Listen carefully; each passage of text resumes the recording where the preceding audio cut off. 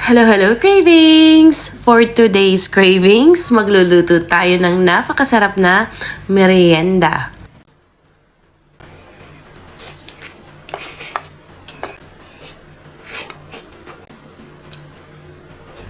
Hiwain ko lang yung ating mga hot dogs ng kung anong gusto nating style ng hiwa. 8 piraso lang yan dahil 8 piraso lang din yung ating tinapay. Gagamitin tayo ng sibuyas, kahit hindi po sibuyas na puti. Yung kalahati ay panggisa, yung kalahati naman ay panlagay sa ibabaw.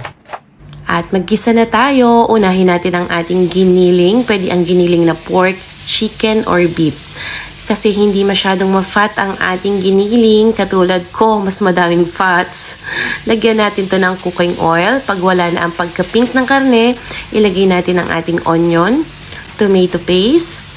Gisa lang natin ang ating tomato paste at ilagay na natin ang ating tomato sauce. Lagyan din natin ng paminta, ng asukal at ng toyo. Depende na po sa ating panlasa. Titikman-tikman po natin yan. Lalagyan din natin to ng kaunting tubig para hindi masyadong dry ang ating giniling.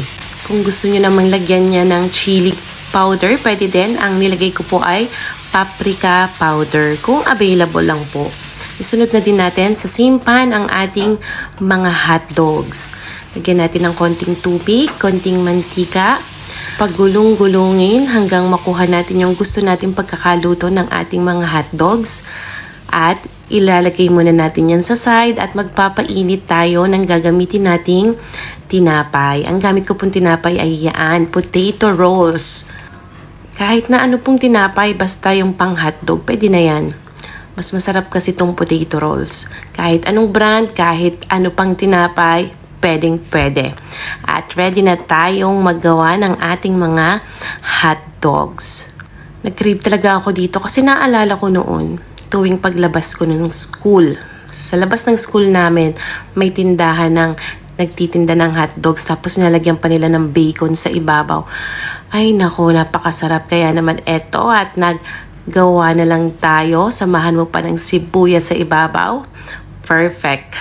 Sana ay matry nyo din, cravings.